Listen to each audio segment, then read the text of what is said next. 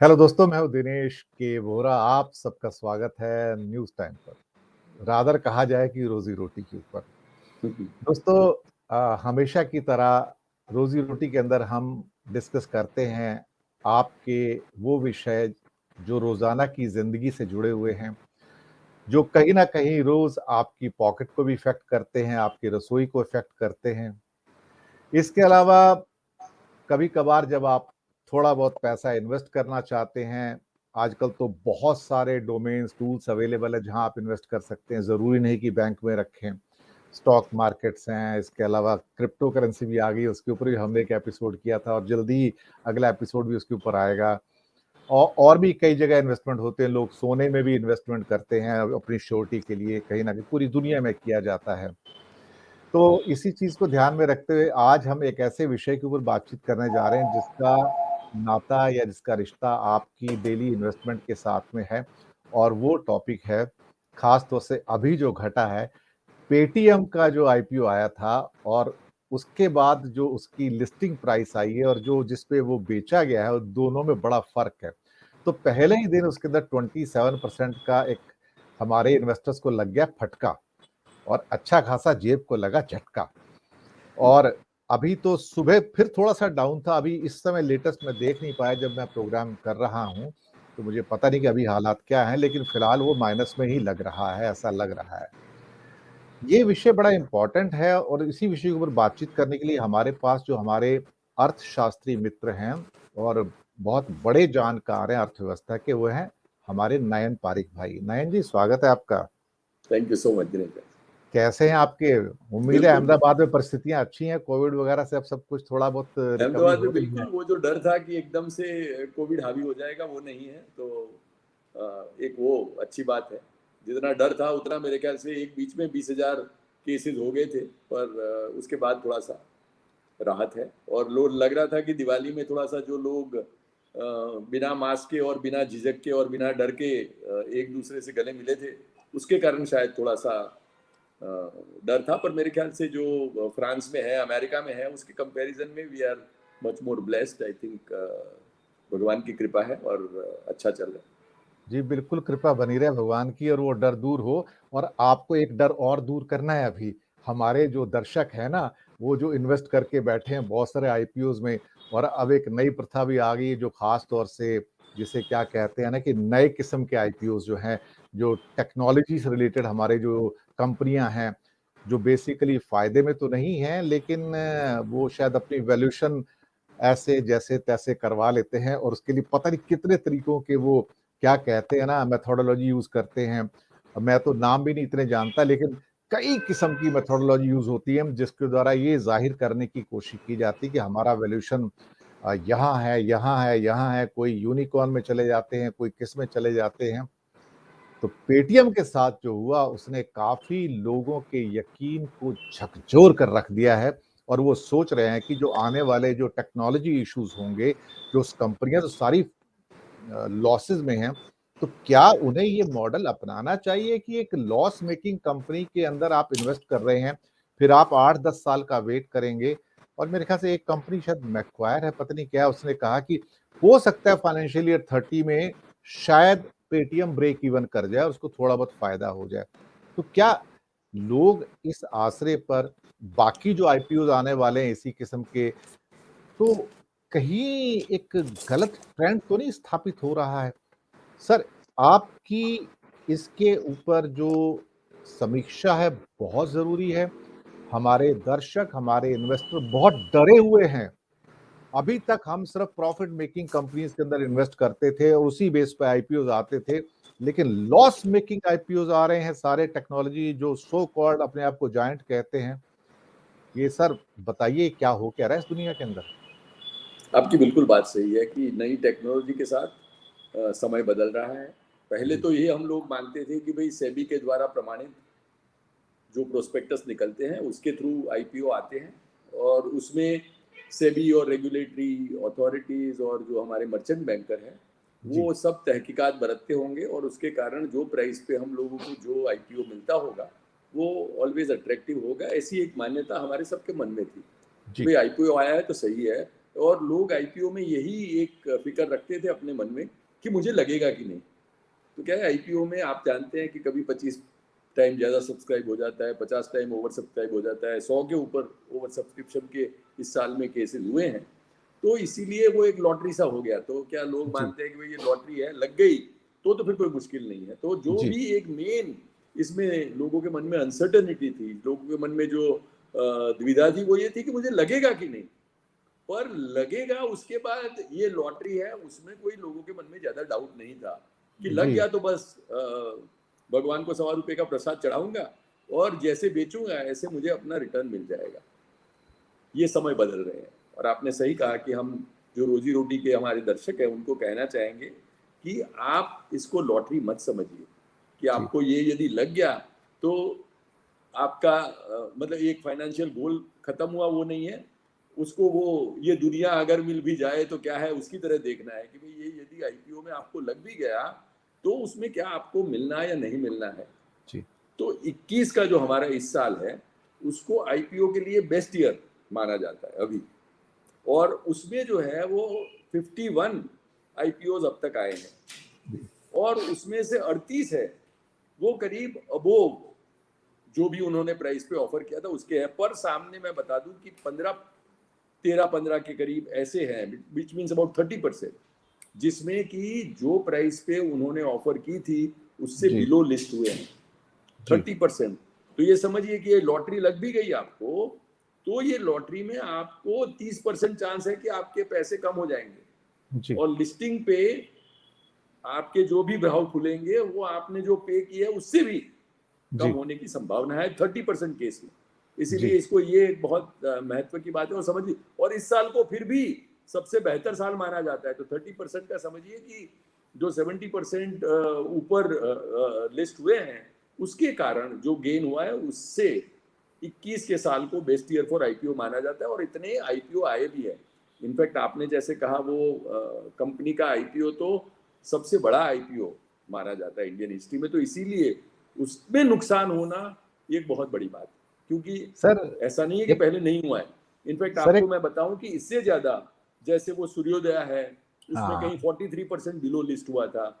बाकी के एक बायोटेक है कंपनी उसमें 28% बिलो लिस्ट हुआ था।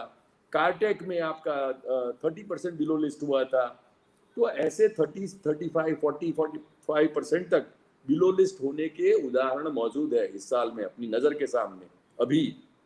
तो इसीलिए मानना कि जो भी आईपीओ आप भरे उसमें जैसे आपको लगे तो आपको फायदा हो जाएगा, वो सही नहीं है। तो पहले तो वो मन में बिठा लीजिए कि आप जो भी आईपीओ आते हैं उसमें अपना खुद का ड्यू डिलीजेंस करिए। ये मत मानिए एक कि टर्मिनोलॉजी सेबी आ रही है द्वारा नयन बताया भाई, गया। इसमें एक टर्मिनोलॉजी यूज हो रही है आजकल, डिसरप्टर हैज बीन डिसरप्टेड। बिल्कुल सही बात है, सही बात जी, तो पेटीएम तो सबसे बड़ा डिसरप्टर था सर। बिल्कुल सही बात है। और पेटीएम का यदि बात करें तो पेटीएम में मैं समझ रहा हूँ कि जो 18,000 करोड़ का उनका आईपीओ आया उसमें एक दो कारण जो मैं समझता हूँ कि उसको बिलो लिस्ट होने के लिए मेन जवाबदार है। एक तो ये कि इसका जो लिस्ट मतलब सब्सक्रिप्शन है पहले 2 दिनों का ही आप देख लें तो लोगों का इंटरेस्ट शुरू से कम है। तीसरे दिन पे आपके towards the end of closing ये कहीं 2 टाइम्स भी ज्यादा सब्सक्राइब नहीं हो पाया। उसके 2 कारण थे, एक तो ये बड़ा इशू था पर साथ में लोगों का इंटरेस्ट भी कम था इवन फर्स्ट। तो मैं ये जी कहता हूँ कि हमारे जो भी दर्शक है वो पहले 1-2 दिन का देखते रहे कि भाई क्या सब्सक्रिप्शन आता है, फिर जाके डालिए थर्ड डे पे। वैसे भी आपके चांसेस लॉटरी के ही है, कहीं कहीं तो 100 में से एक आदमी को मिलता है, कहीं में आपके जैसे मिल गया ऊपर से आसानी से जो मिलता है तो समझिए लॉटरी नहीं है, फिर मुश्किल है। तो जी इनका तो है कि एक कि भाई 2 टाइम भी ओवर सब्सक्राइब नहीं हुआ, जो कि हमारे यहाँ अभी 100 टाइम ओवर सब्सक्रिप्शन के इतिहास में ये एक थोड़ा सा डैम्पनर था। डिसरप्टर वॉज डिसरप्टेड जैसे आपने कहा इन ओवर सब्सक्रिप्शन कि सब्सक्रिप्शन बड़े मुश्किल से उनका पहुंच पाया। दूसरा ये जो मेरा अंगत मानना है, मेरे ख्याल से ये किसी और पे मैंने कहीं पढ़ा नहीं है पर मैं जो खुद देख रहा हूँ और मेरे हिसाब से ये शायद लोगों के मन में कहीं ना कहीं होगा, ये कि 18,000 करोड़ का जो आईपीओ आया है उसमें से उसका यूज देखिए आप तो 10,000 करोड़ रुपया प्रमोटर्स जो है अभी एग्जिस्टिंग वो अपने शेयर बेच रहे हैं। और 8,000 करोड़ रुपया उसके धंधे के लिए, उसके प्लानिंग के लिए, उसका फ्यूचर जो प्रोजेक्शन है उसके लिए।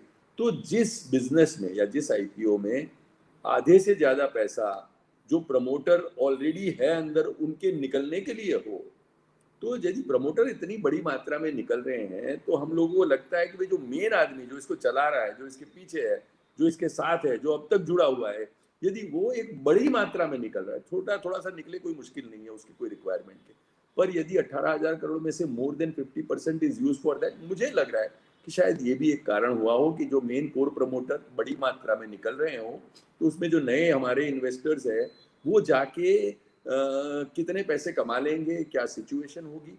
इसके अलावा तीसरा मैं समझ रहा हूँ कि जैसे आपने एक एजेंसी का नाम दिया जिन्होंने कहा था कि उसको और 10 साल लगेंगे, उसमें मैं समझ रहा हूँ कि इनका जो बिजनेस मॉडल है वो थोड़ा सा कहीं ना कहीं they have fingers in too many pies, तो उनका एक कोई चीज नहीं है जिसमें वो लीडर हो और वो डिसरप्टर हो, तो वो काफी जगह उन्होंने अपना अटेंशन फैला लिया है और उसके कारण जो भी उनका एक फोकस डाइल्यूटेड है और फोकस जो है वो बिल्कुल ही पक्का नहीं है, वो भी मैं एक कारण समझ रहा हूँ। अब इसमें जो आज भी जिसको लोग जो ऑप्टिमिस्ट है वो समझते हैं कि भाई इससे क्या हो गया, उसके खुद प्रमोटर कह रहे हैं कि देखिए टेस्ला जब लिस्ट हुई थी तभी भी टैंक हुई थी, अमेजोन जब ऑफर हुआ था तभी भी वो नुकसान कर रहा था। तो मैं कह रहा हूँ वैश्विक कोई भी परिबल, हमारे जो रोजी रोटी के देखने वाले हैं वो अपनी छोटी सी सेविंग्स में से कुछ पैसे लगाते हैं और इमीडिएटली लिस्टिंग पे वो निकल नहीं पाते हैं, तो उनके लिए एक ये बड़ी दुविधा की बात है और उनके लिए एक बड़ा डैम्पनर है और मैं समझ रहा हूँ कि उनके लिए एक बड़ा डिसरप्शन है क्योंकि उनका भी अपना सेविंग है, उनका प्लान है, वो इस पैसे को कहीं ना कहीं तरीके से अपनी कोई जिंदगी में यूज करने का प्लान कर रहे हैं, वो उनका जो है वो इससे बिल्कुल डिसरप्ट हो जाता है। तो इसीलिए लिस्टिंग पे हमारे यहाँ ज्यादातर लोग निकल जाते हैं और आधे से ऐसे पब्लिक इशू आईपीओ है जिसमें कि लिस्टिंग पे थोड़ा सा प्लस होने के बाद वो कहीं स्टेगनेंट रहते हैं। इसीलिए ज्यादातर मंशा लोगों की ये रहती है कि जैसे आया लॉटरी निकल गई, अपने पास टिकट आ गई, उसको पहले ही दिन लिस्टिंग पे बेच दो क्योंकि इसके बाद आधे के तो दाम कम या उसके आसपास ही रहते हैं। तो main money is to be made while the listing is done और इसीलिए लिस्टिंग के टाइम में हड़बड़ी रहती है हर एक के बेचने की और तब यदि अपॉर्चुनिटी नहीं मिलती है तो मैं समझ रहा हूँ कि इसका एक प्राइसिंग का बड़ा इशू है। देखिए 27-28% यदि प्राइस कम हो रहा है तो हम लोगों को समझना चाहिए कि हमने इसको कहीं 30% और उससे मैं ज्यादा समझ रहा हूँ 40% इसको हमने ओवर प्राइस किया था, क्योंकि आज लोगों को मैं समझ रहा हूँ कि आपको कहीं ना कहीं आपने इसमें पैसे लगाए तो आपको 10-20% रिटर्न कहीं होना चाहिए, तो आपको 10% रिटर्न देना और 30% जो नेगेटिव है, तो मैं समझ रहा हूँ 40% यदि कम प्राइस पे इस इशू को लाते तो इसका एक अलग प्रभाव रहता और इसका एक अलग एडवांटेज रहता और इसके अलग जो 1 मिलियन अब नए इन्वेस्टर्स हैं उनके आशीर्वाद इस कंपनी को मिलते, इसके प्रमोटर को मिलते और एक उससे it would have created a positive environment और आईपीओ का जो अच्छा माहौल चल रहा है उसको सबको मेरे ख्याल से ये कारण से और ये डिसरप्शन से ये सब डिसरप्ट हो गया है, ऐसे मैं समझ रहा हूँ। अब एक सवाल और उठना शुरू हो गया है। सवाल यह है कि मार्केट में लिक्विडिटी बहुत ज्यादा है, तो लोग समझ नहीं पा रहे कि पैसा लगाएं कहाँ और आनंद फानन में वो इस बात को जज नहीं कर पा रहे हैं। एक बहुत बड़े इंडस्ट्रियलिस्ट हैं जो बेसिकली ट्रेडिशनल बिजनेस के अंदर हैं, जो पुराने तरीके से चलते हैं, जो प्रॉफिट उसका मेन मोटो होता है, चीजें प्रोड्यूस होती हैं, मार्केट में आती हैं, सब कुछ होती हैं, बिकती हैं, तो एक पूरा का पूरा एक वेल लेड आउट स्ट्रक्चर है वो और प्रूवन स्ट्रक्चर है over the not decades, over the centuries rather, कि वो ऐसा है। अब ये नई एज की कंपनी है और नई एज की कंपनी, कभी कभी मैं भी सोचता हूं बैठ के कि अगर स्पेट ऑफ लॉस मेकिंग प्रोपोजिशंस आपके सामने आ रहे हैं और वो कहते हैं कि हमारी ऑब्जेक्टिविटी ही प्रॉफिट नहीं है, हमारा मॉडल ही अलग है, तो मुझे नहीं समझ में आता कि एक मतलब ओल्ड हैंड होने के नाते कि मैं इसको एब्जॉर्ब कैसे करूं, कि कैसे कोई कंपनी सिर्फ लॉस के बेस पे एक लंबे टाइम तक सस्टेन कर पाएगी, एक लंबे टाइम तक चल पाएगी। अब टाटा 150 साल पुरानी कंपनी है तो उसका कुछ है मार्केट में, उसका एक रुतबा है, उसका प्रोडक्ट है, उसकी फैक्ट्रीज हैं, उसके यहाँ लोग काम करते हैं। और इवन एक पीछे एग्जांपल था ओला जैसा जो डिसरप्टर था एक, वो भी हार्डकोर बिजनेस में चला गया कि मैं स्कूटर बनाऊंगा, और चेन्नई में स्कूटर बनाने की फैक्ट्री लगाई, तो उसको भी कहीं लगा कि शायद ये मॉडल चल ना पाए, बाद में फेल होगा, तो let me go into the traditional business. तो मुझे नहीं लगता नयन भाई कि ये लॉस मेकिंग प्रोपोजिशन कितना लंबा खींचेगा अल्टीमेटली। मतलब I dread this scene actually. I may be wrong actually, but may be, I don't know, you can put some light at least, keeping in mind the investors की सही बात liquidity बहुत आपने, है, पैसा बहुत है। बिल्कुल आपने सही कहा कि लॉन्ग रन में नुकसान करने वाले प्रपोजिशन नहीं चल सकते। देखिए लॉन्ग रन में कोई भी वैल्यूएशन ऐसी चीज का नहीं आ सकता जो कि उसका कहीं प्रॉफिट मेकिंग विजन में ना हो। अब 5-10 साल के बाद, और मैं कह रहा हूँ जितना ये लंबा पीरियड होता है इतना ही विश्वास कम होता जाता है। आप यदि 1-2-3 साल में कमाने वाले हो तो फिर भी आपको बैक करने वाले लोग मिल जाएंगे। आप कहेंगे 10 साल के बाद मेरा विजन है कि मैं कहीं कमाऊंगा, तो आपके पास जो लोग जुड़ेंगे वो बहुत कम हो जाएंगे। फिर पेंशन फंड या ऐसे कोई लोग ही जुड़ पाएंगे आपके साथ। तो इसीलिए मैं समझ रहा हूँ कि प्रॉफिट या प्रॉफिट का पूरा आपका विजन इज वेरी इंपॉर्टेंट। थोड़े टाइम के लिए आप ये कर सकते हैं, और मैं समझ रहा हूँ कि प्रॉफिट से ज़्यादा आपके जो वैल्यूएशन है वो प्रॉफिट के लिंक्ड होने चाहिए। कहीं आपकी प्रॉफिट बिल्कुल। से बिल्कुल ही लिंक्ड, ऐसे अनलिंक्ड वैल्यूएशन होंगे तो वो कहीं ना कहीं बबल का नाम उसको मिल जी जाएगा कि भाई ये जी कब बर्स्ट होगा, आज कल परसों नरसों। और उसमें से जो है वो 30-70 रेशियो की जगह मैं समझ रहा हूँ कि जो लॉस मेकिंग है उसमें कहीं फेलियर का रेशियो 70% हो जाएगा, सक्सेस बहुत कम हो जाएंगे। तो जी इसीलिए, और स्पेशली यदि आपके पास कोई प्रॉफिट का विजन नहीं है तो आईपीओ में क्यों जाते हैं? जी आप कोई ऐसे फोकस्ड इन्वेस्टर्स के पास जा सकते हैं, ऐसे पेंशन फंड के पास जा सकते हैं, ऐसे कोई एनजीओ के पास, कोई जो जिनके पास कोई फाउंडेशन हो, जिनके पास बड़े पैसे हैं, उनके पैसे आप जरूर ले सकते हैं। क्योंकि जैसे बिल और मेलिंडा फाउंडेशन के पैसे हो, तो वो गेट फाउंडेशन के पैसे ऐसे होते हैं जिसके के लिए रिटर्न नहीं पर एक सोशल ऑब्जेक्टिव रहता है। वहां आप जाइए आपको करना है तो। पर यदि आप आईपीओ में आते हैं तो मैं समझ रहा हूँ you are going to public at large, and public at large would earn that money, not spend it, save it, and that saving is put to you. वो जी जवाबदारी के साथ पैसा आता है। यदि कोई पी फंड हो, यदि कोई ग्रुप ऑफ इन्वेस्टर्स हो, उनके लिए ये एक अपने पोर्टफोलियो को बैलेंसिंग करने वाला मामला हो सकता है कि मैं जी 4 में कमाऊंगा, 2 में कोई सोशल ऑब्जेक्टिव वाला रखूंगा, जी और मैं यदि इलेक्ट्रॉनिक और फिनटेक में जाना चाहता हूँ इसीलिए मैं थोड़ा सा इसमें लॉस भी है तो मुझे गवारा है, वो अलग बात है। मैं समझ रहा हूँ आईपीओ में हमको बिल्कुल मन में रखना है कि यदि प्रॉफिट नहीं करेंगे और यदि कमाएंगे नहीं, और हमारे जो छोटे छोटे इन्वेस्टर्स है उनको या तो डिविडेंड या वैल्यूएशन के रूप में हम लोग पैसे नहीं दे पा रहे हैं तो क्या मतलब है। और हम जब आईपीओ करते हैं तो मैं समझ रहा हूँ कि एटलीस्ट 20-30% का मार्जिन छोड़ना बहुत जरूरी है कि आप ऐसे वैल्यू इसको करिए ताकि एटलीस्ट आपको कहीं जो इन्वेस्टर है उसके लिए आपने कोई 20-30% छोड़ा हो। क्योंकि 10-20% मार्केट कहीं ऊपर नीचे हो गया तो ये जो है वो लोगों की ये जो नेगेटिव गूंज है वो बहुत लंबे टाइम चलती है। आपके पीछे जो आईपीओ मार्केट है वो डिसरप्ट हो गया, आपके पीछे जो जो आईपीओ लेके आने वाले हैं वो सहम गए एकदम कि भाई ये इसका नहीं चला जो कि सबसे बड़ा इंडियन हिस्ट्री का आईपीओ था, हमारा क्या हाल होगा। लोगों की मेमोरी में ये बहुत खौफ बहुत टाइम तक चलेगा। क्योंकि एक छोटा सा इशू है, जैसे मैंने कहा भाई आप सूर्योदय स्मॉल फाइनेंस बैंक देख लीजिए, आप बाकी का कोई बायोटेक कंपनी देख लीजिए, उसमें 40-50% हुए ही है, पर हमने जी रोजी रोटी में कभी इसके बारे में बात नहीं की जी क्योंकि इसमें इतना सारा लार्ज स्केल में लोगों का इन्वेस्टमेंट नहीं था, इतना बड़ा आईपीओ नहीं था। तो इसलिए छोटी छोटी चीजें कहीं घटना घटती है तो उससे इतना असर नहीं पड़ता है, पर इससे तो पूरा आईपीओ का मार्केट सहम गया। इससे हम लोगों को अपने आप को एक देखने की जरूरत पड़ गई कि हम किस आईपीओ में डालें। और जी ऊपर से कहीं एक म्यूचुअल फंड आए हैं जो बोल रहे हैं कि भाई हम आईपीओ सेंट्रिक म्यूचुअल फंड है, क्योंकि आईपीओ को भी अब परखना पड़ेगा। हर आईपीओ अच्छा है ऐसा नहीं है, तो आईपीओ हम परखेंगे आपके लिए और हम निकलेंगे। और IPO centric mutual funds would then be a flavour of the day, क्योंकि म्यूचुअल फंड जैसे बाकी के स्टॉक में इन्वेस्ट करते हैं आपकी जगह and they have professional expertise, IPO को भी इतना ही प्रोफेशनली देखना जरूरी है क्योंकि वरना 25-30% आपका जा भी सकता है। तो ये जो है वो नए समीकरण है, बदल रहे हैं। आपने जैसे कहा वो disruptor is disrupting the market, और आईपीओ का मार्केट पूरा इससे मेरे ख्याल से हिल गया है। पर I hope that things would be better in future. And हमारे इन्वेस्टर्स है, हमारे जो रोजी रोटी देखने वाले हैं, वो भी इससे सबक सीखेंगे। उन्होंने किया हो इन्वेस्ट तो उससे सीखेंगे, यदि नहीं किया है तो भी आप इससे सबक सीखिए, क्योंकि कल आप इन्वेस्ट करेंगे तो किसी के अनुभव से, किसी के नुकसान से, किसी के डिसरप्शन से यदि आप सीख लेते हैं तो एटलीस्ट आप मोर इंटेलिजेंट है then losing your own money. बिल्कुल आपने सही कहा है, और ये एक किस्म का रियलिटी बाइट है।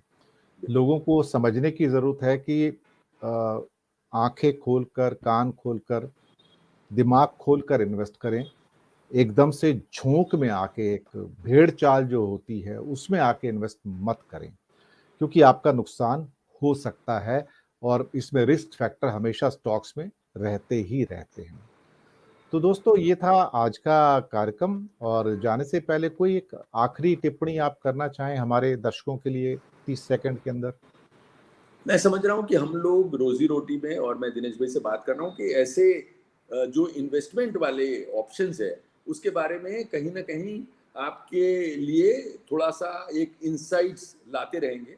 और क्रिप्टो किया था, आईपीओ कर रहे हैं, गोल्ड लेंगे, स्टॉक मार्केट लेंगे, और भी जो जो इन्वेस्टमेंट अपॉर्चुनिटीज है या एवेन्यूज है वो उसके बारे में हम आपको बताते रहेंगे, ताकि ऐसे कार्यक्रम आपको दे पाए जिससे कि आप इमीडिएटली अपने अगले वीक में हम लोग दूसरा प्रोग्राम लाए, उसके पहले जो इससे आपने कहीं इंसाइट्स पाई है या कुछ नॉलेज मिला है उसको आप एक्चुअली इंप्लीमेंट कर पाए, और उसके कारण आपको कोई रोजी रोटी में बरकत हो, आपको कोई दो पैसे मिले, उसकी भावना से हम लोग मेरे ख्याल से ऐसे सीरीज में कोई ना कोई इन्वेस्टमेंट जो अपॉर्चुनिटी और फ्लेवर ऑफ द वीक है उसको आप तक लाते रहेंगे। बिल्कुल आपने सही कहा। तो दोस्तों, इन्हीं शब्दों के साथ हम आपसे लेंगे विदा, और हम दुआ करेंगे, जब 2022 भी बहुत नज़दीक है, इस समय मुश्किल से 1 महीना रह गया है, तो ये 2022 आपके लिए बहुत अच्छा हो।